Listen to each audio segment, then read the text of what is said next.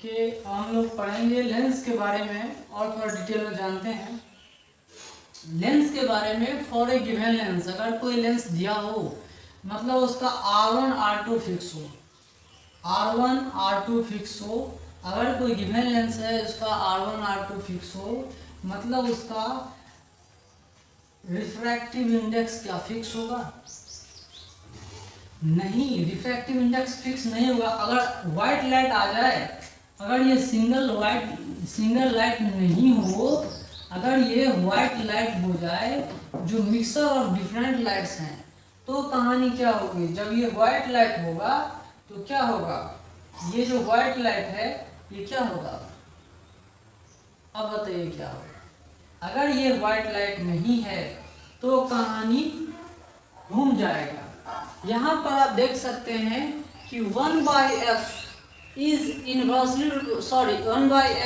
Directly proportional to mu by 1, मतलब और mu जो है inversely proportional to lambda of the light, है ना।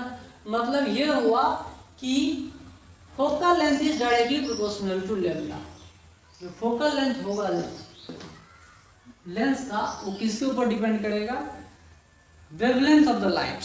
वेवलेंथ कितना उसके ऊपर डिपेंड करता है। अगर व्हाइट लाइट में बहुत सारे लाइट होते हैं, वायलेट कलर भी होता है, रेड कलर भी होता है, तो सबसे ज़्यादा वेवलेंथ किसका होता है? रेड का होता है। और सबसे कम किसका होता है? वायलेट का होता है। उस हिसाब से सबसे कम फोकल लेंथ किसका बनेगा? वायलेट का बनेगा और सबसे ज़्यादा रेड का बनेगा। देख लीजिए, तो एक डिफरेंट कलर डिफरेंट लाइट्स के लिए फोकल लेंथ भी क्या होता है? अलग अलग होता है, because focal length is directly proportional to lambda and power is inversely proportional to inversely proportional to wavelength, है ना। इनवर्सली प्रोपोर्शनल वेवलेंथ हम लोग ये समझ सकते हैं। मतलब पावर जो होगा, ज़्यादा कन्वर्टिंग पावर वायलेट कलर का होगा, कम किसका होगा? रेड का होगा। तो रेड कम कन्वर्ट करता है, वायलेट ज़्यादा कन्वर्ट करता है। यहाँ पर भी आप देख सकते हैं कि ये फोकल लेंथ ये डाइवर्जिंग नेचर का कर आसपास के मीडियम को हमने रेयर बना के रखा है लेंस के कंपैरिजन में। तो यहाँ पे फोकल लेंथ है वायलेट कलर का है और यहाँ से यहाँ रेड कलर का क्या है? फोकल लेंथ है। तो चलिए ये सब बातें समझ में आया। अब लेंस मेकर फॉर्मूले से हम लोग देखते हैं कि मीडियम के ऊपर स्टडी करते हैं, क्या फर्क पड़ता है पावर के ऊपर। और क्या ये अगर पावर है लेंस का, तो यहाँ देखिए 1/f is equal to mu L by mu M minus 1/r1 minus 1/r2 that is equal to power. ये क्या है? पावर है। तो अगर लेंस का फोकल लेंथ मीडियम से ज्यादा है तो ये क्वांटिटी ग्रेटर देन क्या होगा? ये क्वांटिटी क्या होगा? पॉजिटिव, है ना। ग्रेटर देन 1 पॉजिटिव हो जाएगा। ये भी पॉजिटिव होना चाहिए। पावर पॉजिटिव होगा तो ही कन्वर्जिंग होगा। किसी भी तरह से पावर कन्वर्जिंग पॉजिटिव होना चाहिए तो ही कन्वर्जिंग होगा, ठीक है। लेकिन कन्वेक्स मिरर में देख रहे हैं R1 पॉजिटिव R2 निगेटिव आ रहा, तो ऐसे ही प्लस हो, ये तो ऐसे ही प्लस हो जा रहा है। इसके बारे में देखेंगे R1 क्या हो रहा है? ये निगेटिव आ रहा है, निगेटिव है। R2 क्या है? पॉजिटिव आ रहा है। तो निगेटिव और ये पॉजिटिव, है ना। तो कितना आ जाएगा? ये निगेटिव साइड में आ जा रहा है। तो इस केस में इसका क्या हो जाता है? ये अगर मैं आसपास के रीजन को रेयर बना दूं तो डाइवर्जिंग नेचर हो जाता है। तो कन्वेक्स लेंस के बारे में अगर मैं स्टडी करूं, ये क्वांटिटी पॉजिटिव, ये भी क्वांटिटी पॉजिटिव तब होगा जब refractive index of lens greater than medium. इस मीडियम में ज़्यादा होना चाहिए तो ही ये कन्वर्जिंग लेंस की तरह काम करेगा। लेकिन कहानी उल्टा कब पड़ जाता है? अगर refractive index of medium is greater than refractive index of lens, अगर मीडियम का रिफ्रैक्टिव इंडेक्स लेंस से ज़्यादा हो जाएगा तो ये क्वांटिटी क्या होगी? ये क्वांटिटी लेस देन 1 हो जाएगा, लेस देन 1 हो जाएगा। इसको हम क्या कर सकते हैं?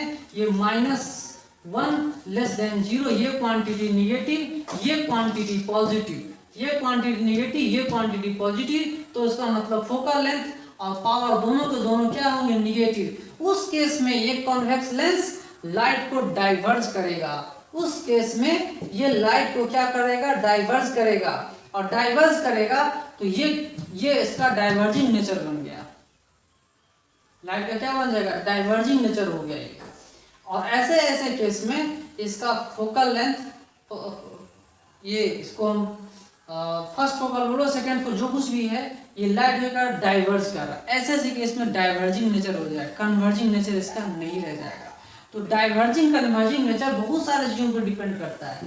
तो इन चीज़ों, refractive index of the medium और लेंस के ऊपर भी डिपेंड करता है, उसके रेशो पे भी डिपेंड करता है। इस कहानी में देखिए, इस कहानी में अगर रिफ्रैक्टिव इंडेक्स मीडियम का ज़्यादा है लेंस से, तो ये क्वांटिटी लेस देन 0 है। और पहले से क्वांटिटी क्या है? पहले से क्वांटिटी कॉन्केव लेंस के लिए क्या हो रहा है? कॉन्केव लेंस के लिए क्या हो रहा है? निगेटिव है। तो निगेटिव इंटू निगेटिव, यहाँ पर भी निगेटिव, निगेटिव निगेटिव क्या होगा? पॉजिटिव। तो पावर हो जाएगा पॉजिटिव और ये कन्वर्जिंग का हो जाएगा। तब कन्वर्जिंग केस का हो जाएगा। बशर्ते इसमें याद रखिएगा एक ही कंडीशन है, refractive index of medium is greater than refractive index of lens. इसको आप लोग समझ लीजिएगा, सारी बातें आपको समझ में आ गई।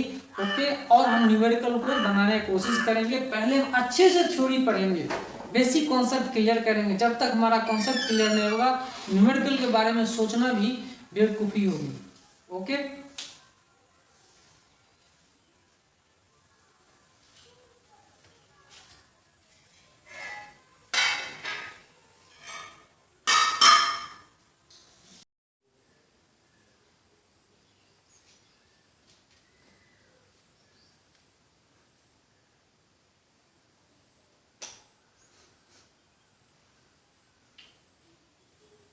Okay. Image form by lens, lens के द्वारा जो इमेज फॉर्म होता है वो, उसमें क्या होता है? इन्वर्जन होता है या नहीं होता है? तो इन्वर्जन होता है। In case of lens inverted image is formed. तो इन्वर्टेड का मतलब क्या होता है? इन्वर्जन का मतलब क्या होता है, ये समझना बहुत जरूरी है। इन्वर्जन का मतलब होता है कि लेफ्ट राइट में कन्वर्ट हो जाएगा और राइट लेफ्ट में कन्वर्ट हो जाएगा। ठीक है, यहाँ आर वर्ड देखिए, आर का राइट हैंड साइड है ना। अगर हम ऐसे देखें तो ये मान लेते हैं राइट है ना। ऐसे हम देखते हैं, अगर राइट है लेफ्ट है तो ये राइट लेफ्ट में कन्वर्ट हो जाएगा। अगर ये लेफ्ट है तो ये राइट में कन्वर्ट हो जाएगा। अगर ये लेफ्ट है तो राइट में कन्वर्ट हो जाएगा। अगर ये राइट है तो लेफ्ट में कन्वर्ट हो जाएगा। इसको हम इन्वर्जन बोलते हैं। तो ट्रूली इन्वर्जन किसमें होता है? लेंस में होता है। Image formed in lens is truly inverted. वास्तव में इन्वर्जन होता है जो जिसमें लेफ्ट राइट में कन्वर्ट हो जाता है और अप डाउन में कन्वर्ट हो जाता है। लेंस ये काम करता है। आर अगर ऊपर खड़ा है तो नीचे हो जा रहा है, आदमी अगर ऊपर है तो उसका इमेज कैसा बनता है? नीचे बन जाता है। इन्वर्जन इसमें होता है ना। हर एक सिचुएशन में नहीं होता, लेकिन कन्वेक्स लेंस में इस तरह का होता है। ठीक है, चलिए ये बात समझ में आई। अब हम लोग चलते हैं एक ग्लास के बारे में, जिसको हम लोग एयर से वाटर में कन्वर्ट करते हैं, शिफ्ट करते हैं, ट्रांसफर करते हैं, है ना। तो इसके फोकल लेंथ में क्या रिलेशन होता है? एयर और वाटर, जब हमने ग्लास को एयर में रखा था तब उसकी फोकल लेंथ कितनी थी या पावर कितनी थी, और जब हमने वाटर में डाला तब उसकी फोकल लेंथ कितनी होगी या पावर कितनी होगी, वो हम लोग अब लोग जानेंगे, है ना। तो पहले समझो कि फोकल लेंथ इन एयर, मान लो एयर में हमने इसको रखा तो एयर में कितना होगा। तो फोकल लेंथ की जो ये आती है, फॉर्मूला आता है, क्या आता है? 1 अपॉन, है ना, 1 अपॉन म्यू, म्यू माइनस 1। तो म्यू माइनस 1 क्या? Refractive index of lens, refractive index of lens, है ना। क्या लिखते हैं? रिफ्रैक्टिव इंडेक्स ऑफ, देखो अभी आपको refractive index of lens, lens का मतलब कितना? एयर में जब रखेंगे तो लेंस का रिफ्रैक्टिव इंडेक्स कितना भाई? तो 3/2। कितना आ जाएगा वो?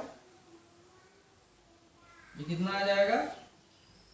3/2। एयर का refractive index 1 minus 1, okay, 1 upon, है ना। अब लिखेंगे 1 अपॉन, यहां लिखेंगे 1 minus, sorry 1/r1 minus 1/r2। इसको तो आप लोग फिक्स रख लो। ये क्या है? फिक्स। ठीक है जी, ये क्वांटिटी क्या है? फिक्स। तो इस क्वांटिटी को आप लोग फिक्स मान लो, और ये बताओ कि ये कितना आ जाएगा? 1/2। 1/2 मतलब नीचे आ जाएगा 2, मतलब 2 एक कांस्टेंट क्वांटिटी। अगर कांस्टेंट क्वांटिटी हम के ले लेते हैं, कोई दिक्कत नहीं है। चलिए ठीक है, ये हमारा फोकल लेंथ है। तो पावर कितना होगा भाई? Power in air, power in air हम कैसे फाइंड करेंगे? पावर इन एयर क्या होगा? 1 upon focal length in air that is equal to k/2। ठीक है, ये कितना आ जा रहा है, k/2 आ जा रहा है।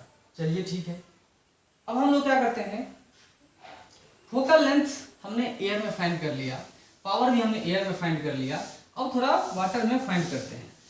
वाटर में फाइंड करते हैं 1 अपॉन 3/2। 3/2 को क्या लिखेंगे, तो लेंस का रिफ्रैक्टिव इंडेक्स पहले रेशियो, उसके बाद कौन से मीडियम में है, पहले एयर में था तो रिफ्रैक्टिव इंडेक्स 1 से डिवाइड किया था, अब वाटर में चला गया तो इसको लिखेंगे 4/3 माइनस 1।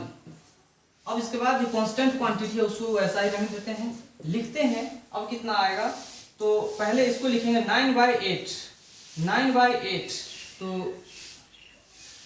8 है ना, तो 9/8 जब लिखेंगे तो कितना होगा 9/8, 9 - 8 = 1 और 8 जो है वो चला जाएगा ऊपर।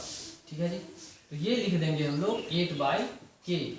फिर लिखेंगे power in water that is equal to k/8। ठीक है, कितना गुना कम ज्यादा है वो आप देख सकते हो। यहाँ पे इसको हम कंपेयर करेंगे, इसको हम लिखना चाह रहे हैं k/2, यहाँ लिखेंगे k/2 किसका पावर है, किसका पावर है भाई, पावर इन एयर बाय 4 हमेशा लिख सकते हैं। तो k/2 क्या है, power in air divided by 4 है ना, तो क्या लिखते हैं, power in air that is equal to 4 into power in water. 4 times power हो जा रहा है, और फोकल लेंथ कितना हो जा रहा है, फोकल लेंथ की बात करें तो फोकल लेंथ कितना हो जा रहा है, फोकल लेंथ देखिए ये 2/k है, और ये कितना है, यहां पर लिखा है k/8, k/2 पावर इसका 4 गुना है ना। ठीक है, अब हम लोग फोकल लेंथ की बात करते हैं, तो फोकल लेंथ कितना आ जा रहा है 8/k, और इसमें आ रहा है कितना 2/k, इसका 4 गुना आएगा। तो फोकल लेंथ इन एयर का 4 गुना क्या आ रहा है, फोकल इन वाटर। ये आप देख सकते हो, काफी इजी, आपके समझ में आ गया होगा। मतलब इनवर्सली प्रोपोर्शनल है, power focal length in water is 4 times focal length in air and power in air is equal to 4 times power in water। अब देख सकते हैं, कोई दिक्कत नहीं है, काफी इजी था, मैंने अभी डिस्कशन किया। अब हम लोग पढ़ेंगे कॉनकेव लेंस। कॉनकेव लेंस को पढ़ना काफी आसान है, चाहते तो कॉन्वेक्स लेंस को भी पढ़ सकते थे, लेकिन कॉन्वेक्स लेंस में बहुत सारे इमेजेस फॉर्म होते हैं, रियल भी होता है ना, इन्वर्टेड होते हैं, और वर्चुअल भी होता है, सब होता है। लेकिन इसमें क्या होता है, कॉनकेव लेंस में क्या होता है, सिर्फ मैक्सिमम क्या होते हैं, वर्चुअल इमेजेस बनते हैं, डिमिनिश्ड होता है। उसको पढ़ना काफी इजी है, काफी आसानी से हम पढ़ सकते हैं। जैसे मिरर्स में हम लोग पहले कॉन्वेक्स मिरर को पढ़ते थे और फिर कॉनकेव मिरर को पढ़ते थे, यहाँ पे क्या करेंगे हम लोग, पहले कॉनकेव लेंस को पढ़ेंगे, काफी इजी है पढ़ना। Then after we will study about the convex lens. Okay,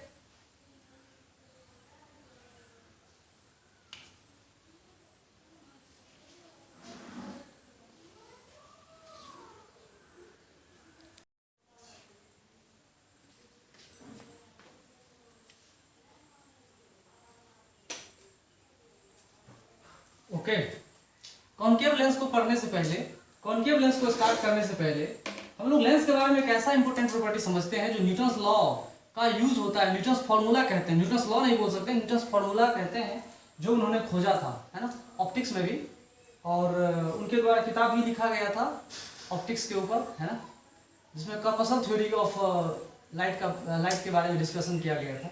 यहाँ देखिए कि मान लो एक कॉन्वेक्स लेंस है, ठीक है, ऑब्जेक्ट का डिस्टेंस पहले फोकस से x1 डिस्टेंस पे, ओके, तो u की वैल्यू क्या होगी, तो u का वैल्यू हम सबको पता है कि ऑप्टिकल सेंटर से डिस्टेंसेस मेजरमेंट होते हैं, all the distances are measured from optical centre, जितने सारे डिस्टेंसेस होते हैं सब ऑप्टिकल सेंटर से मेजरमेंट होते हैं।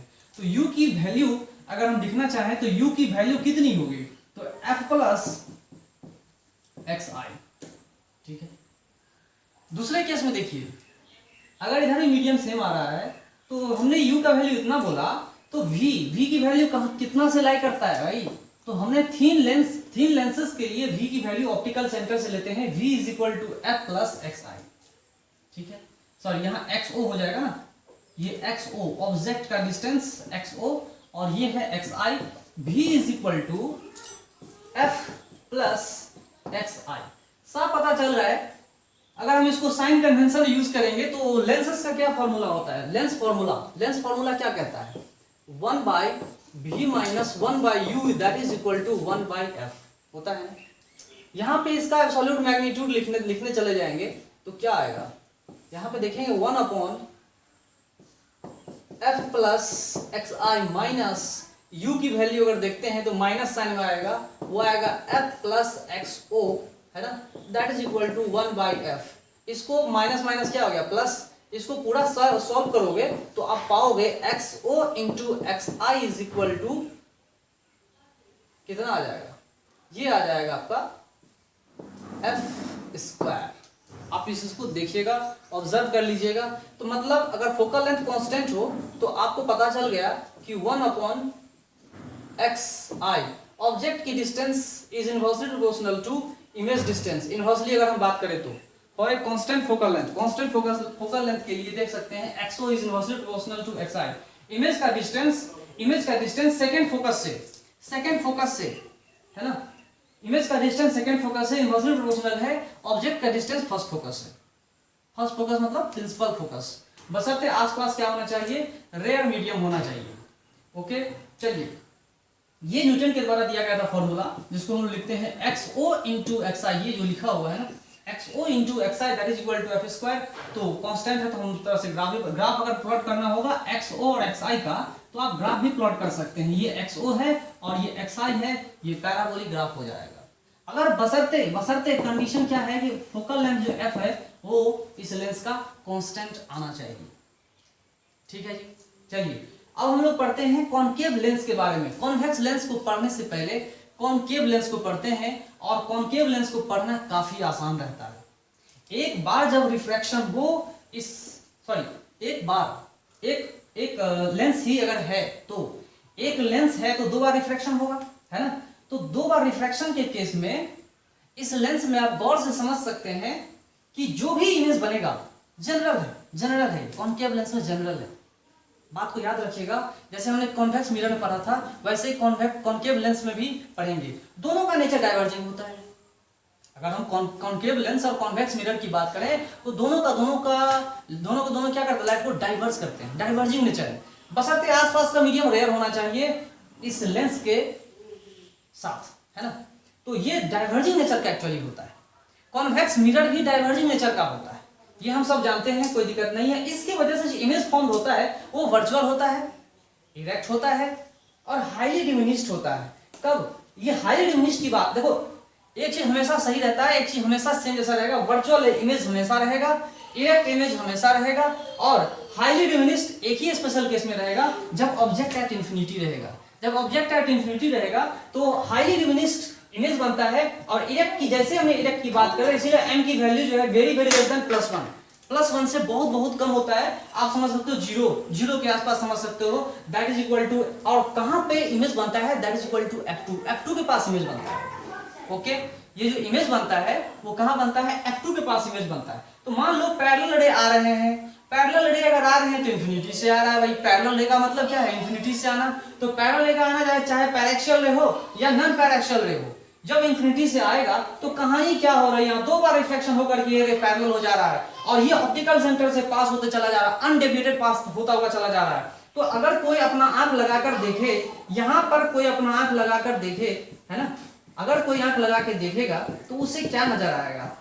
ये मान लो अपना आंख है, किसी का भी आंख हो, है ना, अगर वो दिखेगा तो उसको यहाँ इमेज दिखेगा ऑब्जेक्ट का, जबकि ऑब्जेक्ट कहाँ पे, इंफिनिटी पे। ऑब्जेक्ट इज एन इंफिनिटी, और अगर ऑब्जेक्ट इंफिनिटी पे है तो उसका इमेज क्या बन रहा है, डिमिनिश्ड बन रहा है। देखो इरेक्ट है, वर्चुअल है, रियल नहीं है। They are not intersecting, diverging nature है। लाइट डाइवर्स कर रहा है, कभी इंटरसेक्ट नहीं करने वाला। After refraction they will never intersect, so real image is never found in concave lenses. ठीक है, कॉनकेव लेंसेज में कभी रियल इमेज नहीं फॉर्म होता है ना, डाइवर्जिंग नेचर आ रहा है। तो कहीं ना कहीं मिलता हुआ दिख रहा है, और कहीं ना कहीं मिलता हुआ दिख रहा है, मतलब इमेज क्या है, वर्चुअल है। इमेज क्या है, वर्चुअल है। इरेक्ट भी है, देखिए इरेक्ट भी खड़ा है, ऑब्जेक्ट भी खड़ा है, और उसी के हाइट, उसी के डायरेक्शन में इमेज भी खड़ा है, इरेक्ट। समझ में आ गया होगा, है ना। हाईली डिमिनिश्ड, बहुत बहुत छोटा। अगर ऑब्जेक्ट बहुत बड़ा होगा तो इमेज क्या होगा, बहुत बहुत छोटा होगा, बहुत बहुत छोटा। Highly diminished, m is very very less than +1। यहाँ आप देख सकते हैं फॉर्मूला बैठा के भी आप लिख सकते हो, कोई दिक्कत नहीं है। अगर आप फॉर्मूले को यूज करोगे तो क्या फॉर्मूला लिखोगे, एक बार में हमें फॉर्मूला यूज करना होगा, है ना। तो 1/v minus 1/u that is equal to 1/f। हमें फाइंड करना है क्या, v, हमें फाइंड करना है v। तो एक बार हम लोग फॉर्मूले का यूज करेंगे, बार बार उस चीज को हम लोग नहीं लिखेंगे, ठीक है जी। तो यहाँ पर देखिए कि 1/v that is equal to f into u plus f, है ना। तो यहाँ पे देखिए v की वैल्यू कितनी है, f into you divided by u plus f। इस तरह का फॉर्मूला हमारे पास आ गया, काफी सिमेट्रिक है। u प्लस f, यहाँ पे fu कर सकते हैं हम लोग, है ना। u इंटू f कर दीजिए तो समझ में आ जाएगा, v is equal to u f into u plus f. इस बात को भी समझ सकते हैं। अगर मैं u की बात करूं तो सिमेट्रिक है, काफी सिमेट्रिक इक्वेशन। यहाँ v लिख दो, यहाँ f लिख दो और यहाँ पे v प्लस f लिख दो, काम बन जाएगा। और फोकल लेंथ की बात जहां तक करेंगे तो f की बात अगर हम करते हैं तो f में क्या कहानी आ जा रहा है, f में आएगा कितना, v into you divided by u minus v, ठीक है।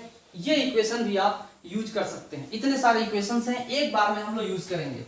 तो मिरर्स में क्या होता था, मिरर्स में जो कहानी होती थी वो क्या होता था, मिरर्स में कहानी यहाँ माइनस आता था, देखते होंगे यहाँ प्रोडक्ट, यहाँ तो प्रोडक्ट होता था लेकिन यहाँ क्या माइनस होता था, यहाँ माइनस होता था। इस कहानी में क्या होता था, प्लस हो जाता था। लेकिन यहाँ पे कहानी क्या है, उल्टा है। यहाँ लेंसेज का कहानी हम लोग कर रहे हैं, एक बार में हम लोग आंसर निकालेंगे। अगर आप देख रहे हैं ऑब्जेक्ट एट इंफिनिटी देखेंगे तो यहाँ u से डिवाइड करके देखेंगे तो ये क्या आ रहा है, v कहाँ पे आ रहा है, v जो है f पे आ जा रहा है, f, ये f जो है ना यहीं पे आ जा रहा है। f साइन निगेटिव में आ जाएगा क्योंकि बिफोर द लेंसेज इमेज बन रहा है। कहाँ पे बन रहा है, बिफोर लेंस, लेंस के पहले बन रहा है। और आंख देख रहा है ना, आंख को दिखाई पड़ रहा है भाई कि जिधर ऑब्जेक्ट रखा होगा उधर ही इमेज बन रहा है। हाईली डिमिनिश, बहुत छोटा है, सेकंड फोकस के पास इमेज बन रहा है। आप इस चीज को देख लीजिए, हमेशा इस चीज को याद रखिएगा, वर्चुअल रहेगा इमेज और इरेक्ट रहेगा, डिमिनिश्ड हमेशा रहेगा। हाईली कब रहेगा, जब ऑब्जेक्ट इंफिनिटी पे रहेगा, और ऑल अदर डिस्टेंसेस पे सिर्फ डिमिनिश्ड रहेगा। m इज लेस देन +1, ठीक है। तो इस तरह से हम लोग इसको पढ़ते हैं, काफी आसान है इसको पढ़ना, इसको समझना भी काफी आसान है। इसके बाद हम लोग कॉन्वेक्स लेंस को स्टडी करेंगे। ओके।